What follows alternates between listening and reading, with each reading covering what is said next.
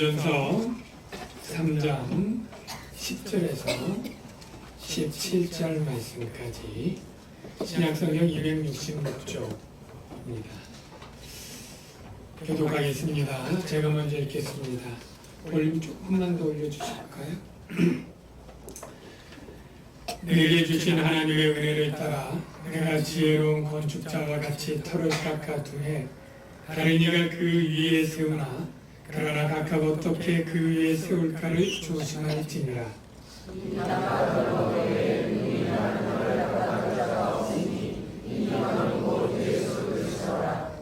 만일 누구든지 금이나 은이나 보석이나 나무나 풀이나 짚으로 이 터 위에 세우면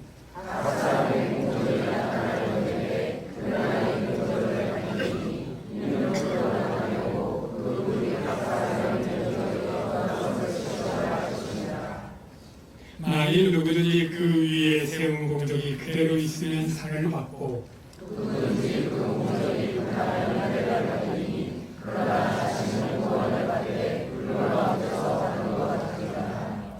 너희는 너희가 하나님의 성전인 것과 하나님의 성령이 너희 안에 계시는 것을 알지 못하느냐. 누구든지 하나님의 성전을 더럽히면 하나님이 그 사람을 멸하시리라 하니 하나님의 성전은 거룩하니 너희도 그러하니라. 아멘. 네, 우리 좌우에 계신 분들에게 사랑합니다 인사할까요? 사랑합니다. 네. 여러분들 가운데 우리 교회가 처음 신앙생활하는 사람은 사실 많지 않고 어려서부터 신앙생활을 했던 분들은 여러 교회를 거쳐서 저희 교회에 지금 있다고 생각이 됩니다. 여러분들 가운데 여러 교회 중에 혹시 성전 건축을 했고 여러분들이 거기에 동참했던 그런 분들이 계신가요? 아마 소수지만 있을 거라고 생각이 됩니다. 혹시 그 성전 건축할 때 혹시 마음의 상처를 받은 분은 없으시길 바라고요. 여러분들이 힘들게 헌금을 하거나 또 여러 육체적인 봉사를 했다면 다 잘하셨습니다. 하나님께서 그에 상응하는 귀한 상을 주실 줄로 축복하고 믿습니다. 오늘 성전 건축에 대해서 얘기를 할 때 좀 이따 얘기를 하겠지만 많은 교회에서 예배당을 짓는 일들을 대토로 할 때 그것을 성전 건축이라고 제가 언급한 것처럼 표현을 합니다.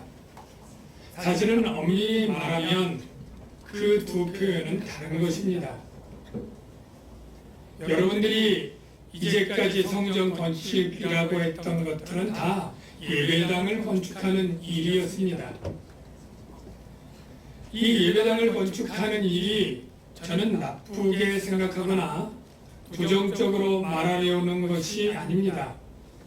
사람이 살아가면 집이 필요하고 식구가 많아지면 큰 집이 필요하고 또 여유가 있으면 비싸고 넓은 집을 살 수 있는 것이죠. 교회도 마찬가지입니다. 성도가 늘어나면 늘어난 만큼 넓은 예배당이 필요할 것이고 또 식당이 좋으면 식당도 넓혀야 되고 아이들을 주일학교별로 나누어 교육하려면 교육관들이 필요하고 그 여러 가지 부속 시설인 성가대실, 또는 따로 어떤 교육관, 교육자실 이런 것들이 필요한 것처럼 이 건물이 필요한 것이죠. 그런데 문제는 한국교회에서 이 예배당을 지을 때 참 규모에 넘치게 분에 넘치게 짓는 일이 많았다는 것이 문제이죠.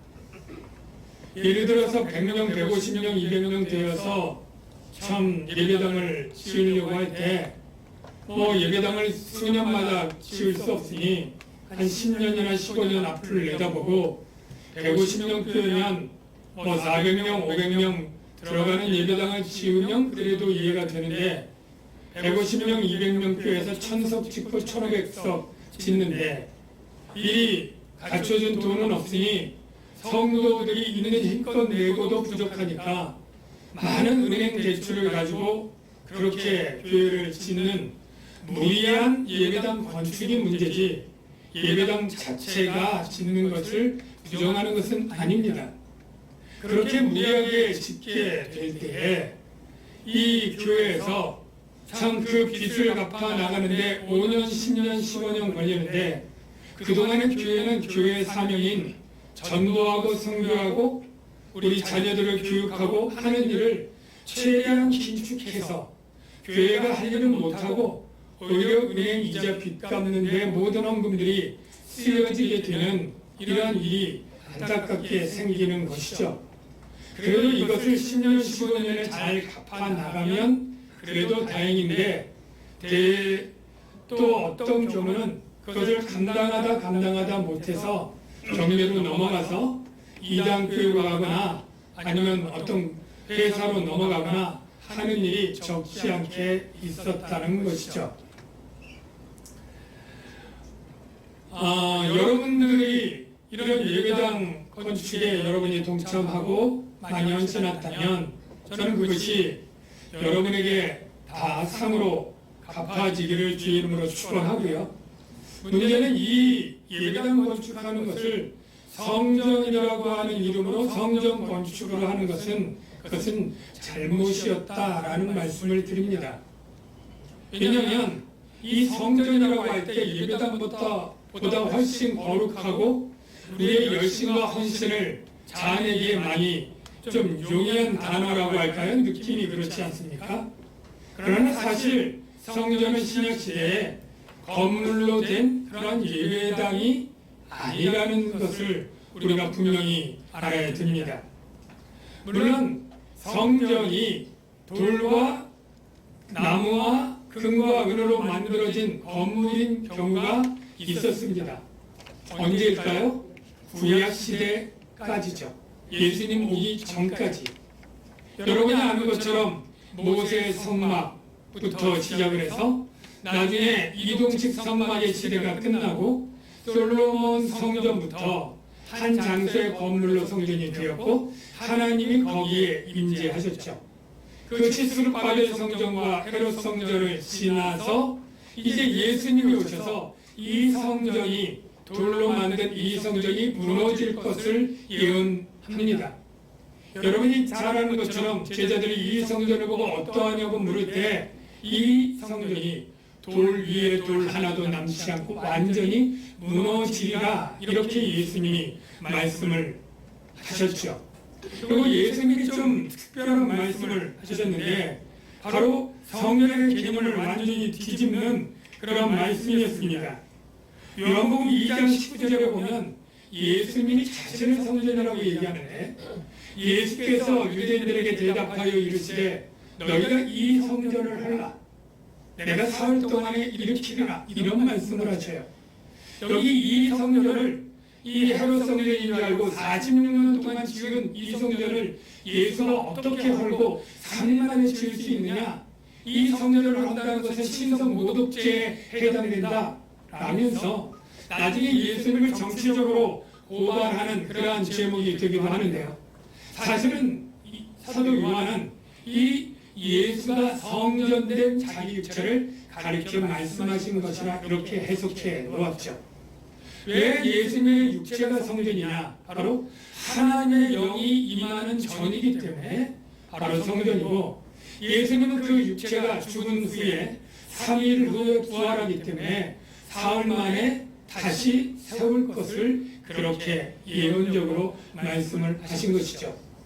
이렇게 성전은 돌과 건물로 지어진 하나님의 영이 임하는 그런 성전에서 바로 예수님의 몸이 하나님의 성전이 되었고, 그리고 예수님이 부활 승천한 후에는 바로 예수 그리스도의 성령이 내려오는 성도들이 바로 하나님의 성전이 된 것입니다. 그래서 그 하나님의 성전은 바로 그냥 뜬금없이 것이 바로 된 것이 아니라 구약의 시편에 보면 바로 하나님의 백성들이 성전이 될 것이 미리 예언되어 있었습니다. 시편 114편 2절을 보면 야곱이 나의 성전이요, 야곱은 개인 한 사람을 얘기하는 것이 아니라 이스라엘을 말하고 이스라엘 공동체를 말합니다. 즉 하나님의 백성인 이스라엘 백성들이 나의 성전이요 라고 하는 이 시편의 예언이 바로 신약시대 예수님의 부활 후에 성령이 당신을 믿는 백성들, 새롭게 창조된 하나님 나라의 백성들에게 임하고 하나님 나라의 백성인 이 새 언약의 교회가 바로 성전인 것을 말하고 있지요. 그 말씀은 에베소 교회에 좀 더 구체적으로 표현되어 있습니다. 사도 바울은 에베소 교회에게, 너희는 에베소 교회 성도들이겠죠, 사도들과 선지자들의 터 위에 세우심을 입은 자라, 그리스도 예수께서 친히 모퉁이 돌이 되셨느니라. 그의 안에서 건물마다 서로 연결하여 주 안에서 성전이 되어가고, 바로 에베소 교회 성도들이 주 안에서 성전이 되어가고 라고 말하고 있지 않습니까? 또한 너희도 성령 안에서 하나님의 거하실 처소가 되기 위하여, 즉 너희 에베소 교회 성도들이 성령 안에서 하나님의 거하실 처소가, 즉 성전이 되기 위하여 그리스도 예수 안에서 함께 지어져 가느니라 라고 말합니다. 여기서 우리가 깨달을 수 있는 것 두 가지, 바로 성전이란 돌과 시멘트와 흙과 나무로 지은 건물이 아니고 지금 예수를 그리스도로 믿고 믿을 때 오신 성령이 임하는 믿는 사람들인 하나님 나라 백성의 공동체, 즉 교회 성도들이 성전이 되었다는 사실, 이 한 가지를 여러분 기억하시고요. 두 번째는 성전이 완공되고 완료된 것이 아니라는 거예요. 지어져 가고 있다, 지어져 가느니라. 이거는 미완료 진행형이죠. 성전은 이미 지은 것이 아니라 하나님의 백성들이 만들어져 가고 있는 전 세계 모든 교회가 점점 늘어나고 구원받고 주님 재림하실 때까지 하나님의 성전은 계속 지어져 가는 중이다 라는 사실을 여러분 이해되시기를 바랍니다. 그래서 저와 여러분은 과거에 예배당을 건축을 했던 안 했던 다 저와 여러분이 성전이라는 사실을 먼저 분명히 아실 뿐더러 여러분들이 이제까지 믿음 생활하면서 주님을 위하여 섬기고 봉사하고 헌신하고 헌금하고 했던 모든 것들이 바로 하나님의 성전을 지어져 가는 과정 가운데 여러분이 동참하고 여러분이 성전 건축에 참여했었다, 하고 있다라는 사실을 여러분이 분명히 아시기를 바랍니다. 믿습니까? 그러면 성전 건축을 하긴 했는데 잘했느냐 못했느냐, 적절하게 했느냐 적절치 못하게 했느냐가 또한 중요한 문제겠죠. 그래서 오늘 본문에 성전 건축을 어떻게 하는 것이 중요하고 성전 건축을 할 때 우리의 마음가짐이 어떠해야 되는가를 순서대로 설명을 하도록 하겠습니다. 오늘 그 10절에 보면 사도 바울은 이런 하나님의 교회를 만들어가는 것이 성전 건축이라는 것을 염두에 두고 건축자의 비유를 통해서 우리가 어떻게 성전 건축을 주의해서 해야 될까 두 가지를 먼저 얘기하는데요. 10절에 보니까 내게 주신 하나님의 은혜를 따라 내가 지혜로운 건축자와 같이 터를 닦아 두네. 일단 지혜로운 건축자처럼 터를 닦는 게 성전 건축의 가장 중요하고 우선적인 일입니다. 그러면 지혜로운 건축자는 어떻게 터를 닦아 둬야 될까요? 여기 11절에 보면 이 닦아둔 것 외에 능히 다른 터를 닦아둘 이가 없으니 이 터는 곧 예수 그리스도라. 가장 중요한 것은 예수 그리스도라는 터를 닦아야 되는 것입니다. 이 말은 이 터가 예수 그리스도가 아닌 그 어떤 사람이 터가 돼서는 안 된다는 거예요. 네. 우리가 잘 아는 신천지의 이만희 씨가 교회의 터가 될 수 있습니까? 신천지는 교회자를 붙일 뿐 아니라 대한예수교 장로교 간판을 버젓이 달고 교회라고 하지만 바로 그 터가 예수 그리스도가 아니고 이긴 자, 새로운 목자 이만희 씨를 이야기하기 때문에 그것은 온전한 교회 하나님의 성전이 될 수 없다는 사실을 여러분이 아셔야 됩니다. 그리고 마치 예수 그리스도를 대신해서 정말로 그만큼 하나님처럼 높아진 그 잘못된 목사들, 이재룡 목사가요, 만민중앙교회, 자기가 하나님의 그러한 대접을 받고 그 터를 대신하려고 했던 그러한 교회도 참된 교회라고 하기는 어렵지 않겠습니까? 이 터가 예수 그리스도가 되어야 된다라는 말은 이러한 이단 사이비 교주뿐 아니라 사실은 아주 신실한 그리스도인도 이 자리를 대신할 수 없고 예수님의 제자들인 사도들도 베드로조차 이 터를 대신할 수 없음을 염두에 두고 말하는 것입니다. 여러분이 고린도 교회에 여러 가지 분파가 있었다는 것을 누누이 강조해서 이미 다 아실 거예요.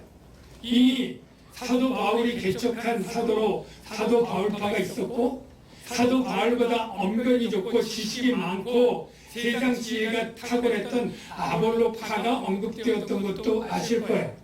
그런데 오늘 가만히 보면 게바, 즉 베드로파에 대한 얘기가 없었지 않습니까? 오늘 이 말씀은 아마 베드로파의 자랑거리를 염두에 두고 베드로파를 수종하는 사람들이 뜨끔하도록 하는 그러한 말씀이라고 그렇게 보기도 합니다.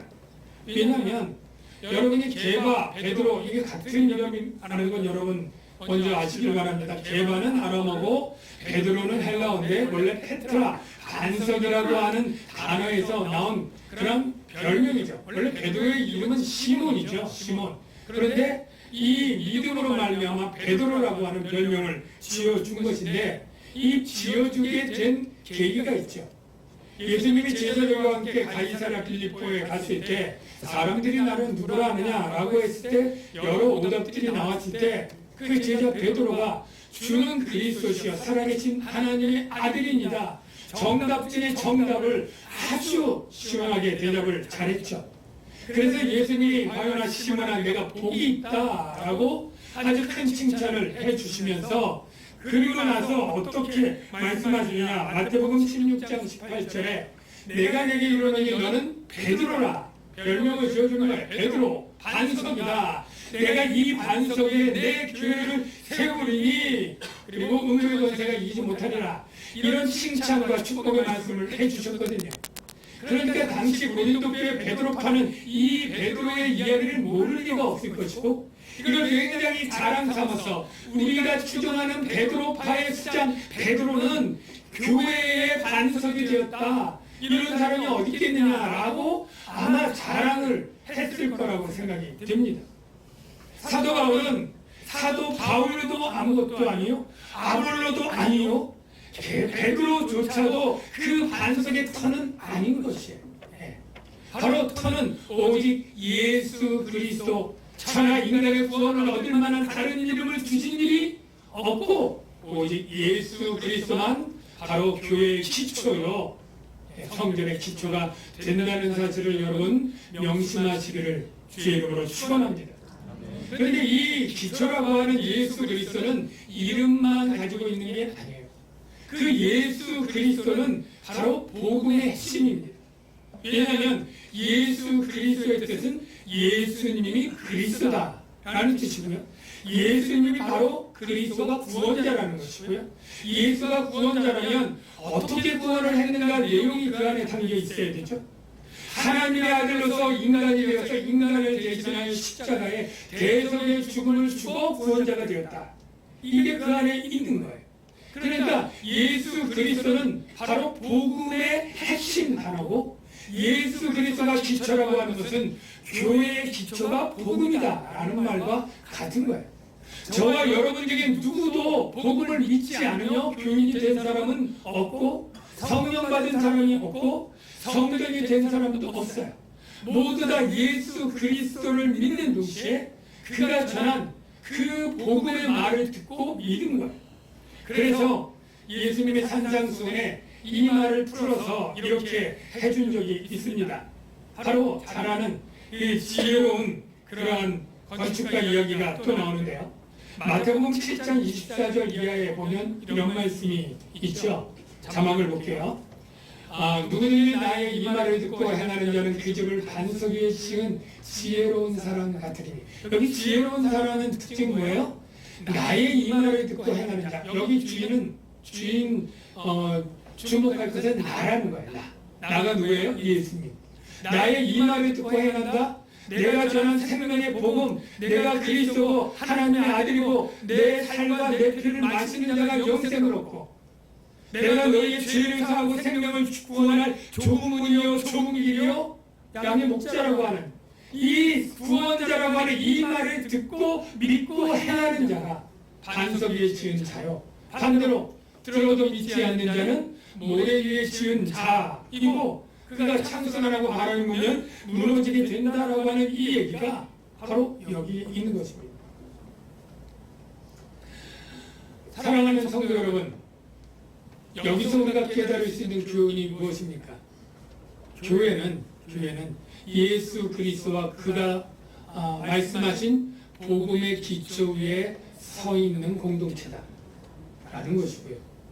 그러므로 교회가 가르쳐야 될 최우선의 중요한 것이 무엇입니까? 예수 그리스도와 복음입니다. 너무나 당연한 이야기죠. 그런데 여러분, 우리 주일학교, 영화부, 유년부, 유치부, 장년부까지 있는데 교회를 열심히 다니고 또 오래 다녔던 아이들 가운데 성경 이야기는 하는데 복음은 모르는 경우가 너무 많습니다. 다윗이 골리앗을 이긴 이야기, 여리고성이 무너진 이야기, 홍해를 가른 이야기, 예수님이 무리를 걸어간 이야기는 아는데 예수가 그리스도고 그가 바로 내 죄를 사하신 구주라고 하는 이 복음은 모르는 경우가 너무나 많아요. 우리가 성경을 가르친다는 것은 성경 이야기를 가르치는 게 아닙니다. 성경 이야기를 많이 한다고 구원받습니까? 여러분 중에 집사님, 권사님 가운데 교회 생활 10년, 20년에서 성경 이야기도 많이 알고 교회 생활에 대한 것도 많이 하는데 정작 예수 그리스도와 복음은 모르는 분들이 있어요. 왜 그렇습니까? 성경 이야기가 복음으로 해석되고 풀어지지 않았기 때문에. 우리는 단지 성경을 가르치는 게 아닙니다. 성경이 가르치는 오실 예수 그리스도를 가르치거나 성경이 가르치는 오신 예수 그리스도의 말씀을 복음과 함께 가르쳐야 될 것이 바로 교회의 사명이고 목사와 교사의 사명인 거죠. 우리 교회는 복음이 가장 우선되고 가장 중요하게 선포되어 줘야만 합니다. 제가 설교할 때마다 어떻게 하면 이 본문에서 복음이 무엇인지를 찾아내서 여러분에게 선포하고, 우리에게 오시는 분들은 누구나 의무적으로 확신만 성장만을 하게 하는 것은 그 안에 복음이 있기 때문이에요. 내가 오래 신앙생활을 했기 때문에 그것들을 할 필요가 없다고 하는 분들 가운데 혹여 복음을 모르고 그냥 신앙생활하다가 구원의 확신도 없이 살아가고 주님 앞에 심판대에서 부끄러움을 당하지 않도록 제가 그렇게 강요해서 하는 겁니다. 혹시 확신만 성장만 하지 않고 복음을 모르는 분들은 핑계할 수가 없습니다. 분명히 여러분들이 이 복음이 기초가 된다고 하는 이 사실을 분명히 알고 복음을 아는 이 가르침에 든든히 서야 될 것입니다. 두 번째로 하나님의 성전을 짓는 그 일은 재료가 중요합니다. 여기 12절에 보면 재료가 두 종류가 나오는데 총 6가지 재료가 나오지만 앞에 금과 은과 보석 이거는 한 시리즈로 적절하고 좋은 재료입니다. 뒤에 나무나 풀이나 짚으로 지은 이 재료는 적절하지도 않고 나쁜 재료입니다. 저와 여러분들은 누구나 예외 없이 성전을 짓는 것입니다. 여러분이 예수를 믿고 구원을 받으면 누구나 예외 없이 성전 안에 구성원이 되는 것이고 여러분을 통해서 또한 성전을 확장해 나간다는 것을 여러분 분명히 하십시오. 아니 내가 뭘 아닙니다. 예수 믿고 구원받은 사람은 단 한 사람도 예외 없이 성전의 구성원이고 성전을 확장하고 건축하는 사명을 받고 일하고 있다는 사실을 여러분 명심해야 됩니다. 그런데 중요한 것은 내가 성전을 건축한 것이 반드시 평가받는다는 거예요. 평가를 받을 수도 있고 없을 수도 있는 게 아니에요. 누구나 예외 없이 반드시 평가를 받습니다.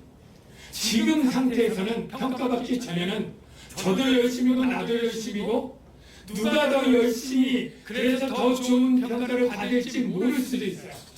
그러나 반드시 그날에는 정확하게 그 성전 건축의 공적이 드러나게 된다고 말하는데요. 그 내용이 13절에 있죠. 각 사람의 공적이 나타날 터인데 그날, 즉 예수 그리스도가 재림하여 심판하는 그날입니다. 공적을 밝히니 이는 불로 나타내고 그 불이 각 사람의 공적이 어떠한 것을 시험할 것입니다. 마치 비유로 하면 여러분이 교회를 위해서 수고하고 헌신하고 헌금하고 그리고 에너지를 쏟은 그 모든 것들이 교회를 세우고 그리고 확장하게 하는 그 일을 할 터인데 어떤 일은 정말 하나님의 시험에 불을 통과했을 때 타지 않은 금과 은과 보석처럼 그 모든 수고의 공적이 영광스럽게 드러나서 상을 받는 사람들이 있을 것이지만 어떤 사람은 오랫동안 수고하고 애를 쓰고 그리고 노력을 했지만 그 모든 공적이 마치 불에 타면 지푸라기나 나무나 풀은 금방 사라지고 잿더미로 변하지 않습니까? 그런 것처럼 수십 년 교회에서 일했던 모든 것이 잿더미로 남고 마치 불구덩이에서 몸만 간신히 빠져나와서 정말 머리털이 불에 그들인 채로 그냥 나온 사람처럼 구원은 받되 구원만 받는 어떤 하나님의 칭찬과 보상도 받지 못하고 구원만 받는 그러한 재료로 이런 사람이 있다는 거예요. 여러분들은 다 여러분의 공적이 주님 앞에 인정받고 칭찬받고 그리고 영광 가운데 구원의 복을 누리는 분들로 평가되시고 인정되시기를 주의 이름으로 축원합니다. 그러면 이제 문제는 금과 은과 보석의 재료로 건축하는 것은 무엇이며 반대로 나무와 풀과 지푸라기로 그 재료로 건축하는 것은 무엇인가 하는 문제가 남죠. 자, 금, 보석은 무엇일까요? 이것을 금과 은의 보석의 성질을 캐내어서 찾아내려고 하면 안 됩니다. 바로 이 본문의 이 흐름과 고린도교의 상황에 따라 사도 바울이 무엇을 염두에 두고 이야기를 했는지를 찾아야 되는데요. 그 전에 고린도 교회는 두 가지가 대비되어 나타난 것이 있습니다. 무엇일까요? 바로 하나님의 지혜와 세상 지혜였어요.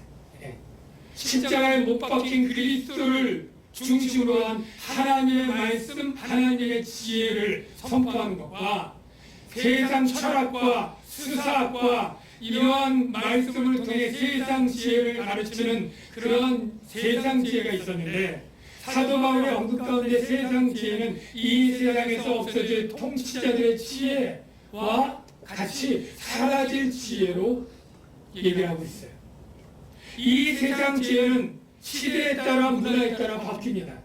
세상의 사조와 이데올로기는 그 시대마다 변화되고 그리고 그것이 하나님 나라에 쓰여질 때는 겉으로는 유익한 것 같지만 궁극적으로 세상의 지혜로는 하나님의 나라의 영을 구원하는 일이나 그 하나님 나라에 구원받은 백성의 영을 성장시키거나 새롭게 하는 능력이 없습니다. 그러니 하나님 나라의 성전에 이 세상의 지혜는 풀과 같이 지푸라기처럼 그렇게 뭔가 지은 것 같지만 아무 쓸모없는 재료였다는 것이 판명이 되는 거죠. 저는 교회 안에서 세상적인 지혜가 때로는 유용하고 필요하다는 것도 어느 정도 인정을 합니다.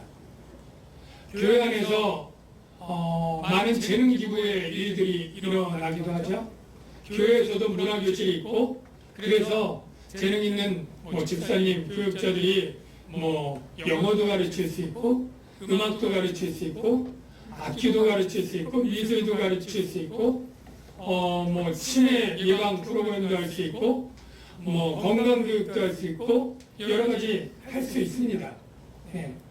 그것들이 사랑하는 마음이고 성기는 마음으로 한다면 매우 아름다운 일이고 장려할 만한 일입니다. 그런데 조건이 있습니다. 바로 복음보다 앞서서도 안 되고 복음보다 더 에너지가 쏟아져도 안 됩니다. 네. 복음을 전하려고 했지만 그 일이 너무나 바빠서 영어를 가르치고 음악을 가르치고 관계를 가르치고 운동을 가르치고 복음을 가르치고 복음을 전하는 일이 위축되거나 훼손돼서는 안 된다는 거예요.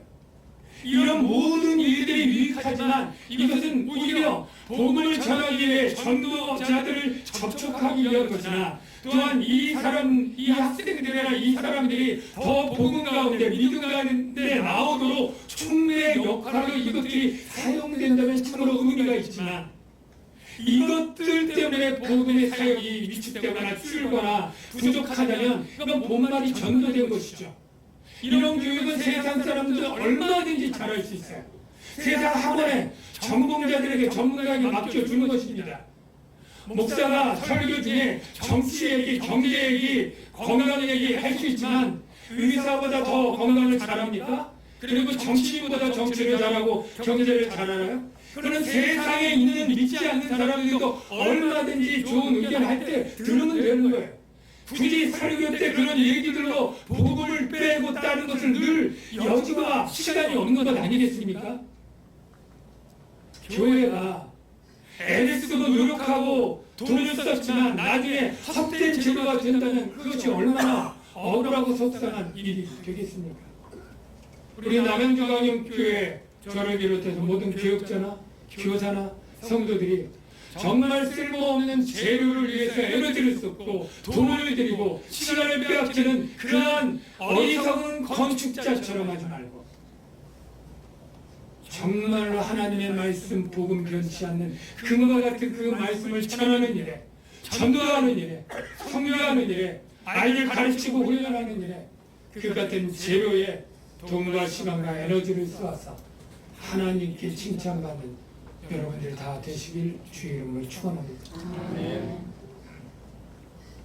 이제 끝으로 세 번째인데 바로 교회를 하나님의 성전을 지을 때 부적절한 재료로 쓴 사람은 구원은 받아요. 그러나 지금 말할 사람은 구원받지 못할 교회 안에 있는 사람이에요. 그 사람이 어떤 사람인지 17절을 통해 봅시다. 자, 17절에 누구든지 하나님의 성전을 더럽히면 하나님이 그 사람을 멸하시리라. 왜요? 하나님의 성전은 거룩하니 너희도 그러하니라. 바로 무린도 교회가 하나님의 성전인데 하나님의 성전을 더럽히면 하나님이 그 사람을 멸하시리라. 이 번역이 조금 잘못된 번역입니다.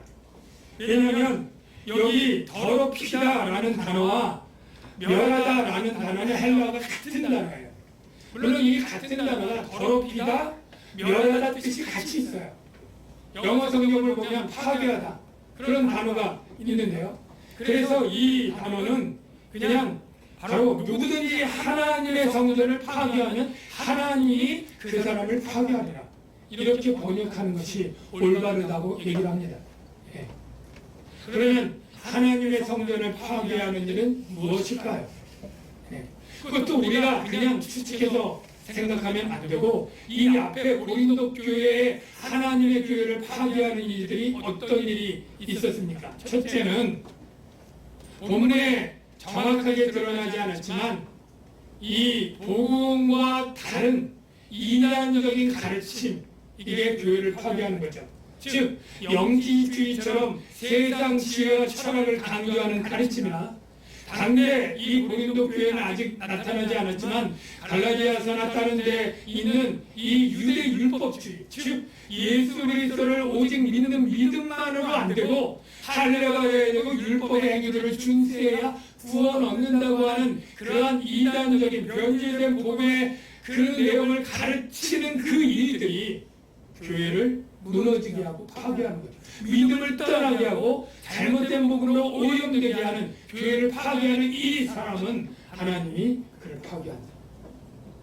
여러분 중에 신천지의 잘못된 가르침을 가르치는 자가 있다면 이 경고를 들어야 돼요. 여러분 중에 유대 율법주의처럼 믿음만으로 안 되고 행위가, 선행이 있어야 구원받는다고 열심히 전하는 사람이 있다면 이 말씀을 경고받아야 되고요. 세상에 지금 이단적인 그런 가르침들을 어디서 듣고 그렇게 해서 바른 믿음에서 떠나게 하는 일에 앞장서는 사람은 이 말씀을 명심해야 됩니다. 저는 여러분 중에 이렇게 하실 분들이 거의 없을 거라고 그렇게 믿고요. 두 번째가 더 위험성이 높지 않을까 생각이 되는데요. 바로 교회의 분파의 일에 가담함으로 교회를 나누는 거죠. 고린도 교회가 지금 이렇게 분파로 나뉘어서 교회가 무너지고 시험에 들게 하고 파괴되는 그런 일이 일어나지 않습니까? 시기하고 교만함으로 서로 대적함으로. 물론 그 시작은 좋은 동기였을지 모릅니다. 그러나 그 나중은 서로 법정 소송하고 서로 고소 고발하면서 미움과 분노로 시기하고 그렇게 투쟁하는 그러한 일들이 한국 교회, 유명하고 큰 교회 안에 적지 않게 일어난 것 여러분 아시잖아요. 그래서 교회 가고 끝나고 피켓 들고 데모하고 욕하고 그렇게 상대방은 마귀처럼 그렇게 대하는 이러한 교회를 나누고 깨뜨리는 이 일이 바로 하나님의 성전을 파괴하는 일이고 하나님은 그를 파괴할 것이다. 이렇게 얘기를 하고 있는 것이죠. 사랑하는 성도 여러분, 결론적으로 요약하겠습니다. 저와 여러분은 모두 예수 믿음으로 성령 받고 하나님의 성전이 되었다는 사실 여러분 아시기를 바랍니다. 건물이 아니라 우리가 성전입니다.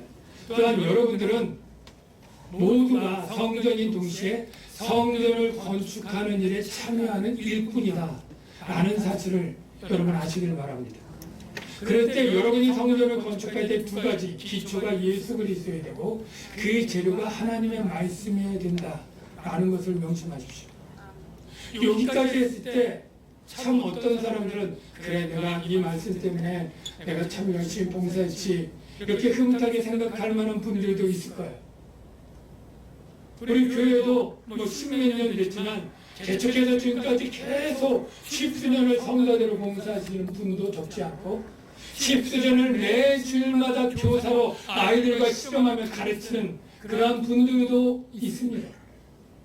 십수년 동안 전도를 빠지지 않고 한 사람도 있고 교회에 여러 가지 어렵고 힘들어도 헌금하고 헌신하면서 봉사한 수많은 사람들이 있어요.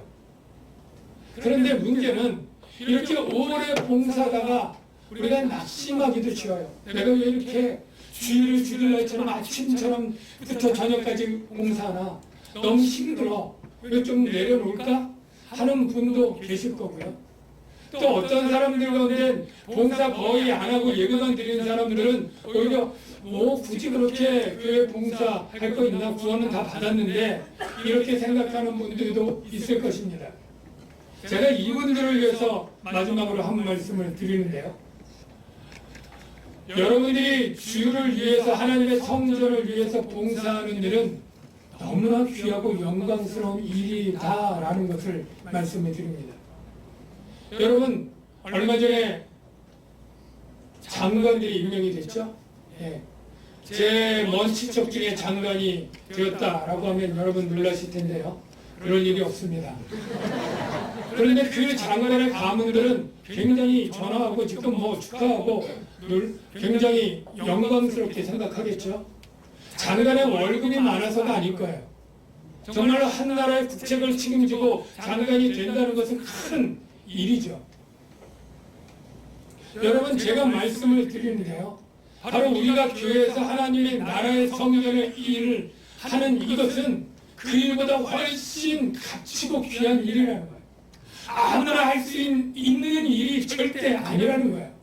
물론 세상 나라의 장관도 아무나 할 수 없는 극소수의 사람들만 하겠지만, 하나님 나라의 일 또한 세상에서 아무리 뛰어나고 탁월하고 훌륭해도 결코 할 수 없는 은혜 받은 소수의 사람들만 한다는 일인 것이에요. 제가 10절 앞부분의 내용을 넘어가고 지금 얘기를 하는데요.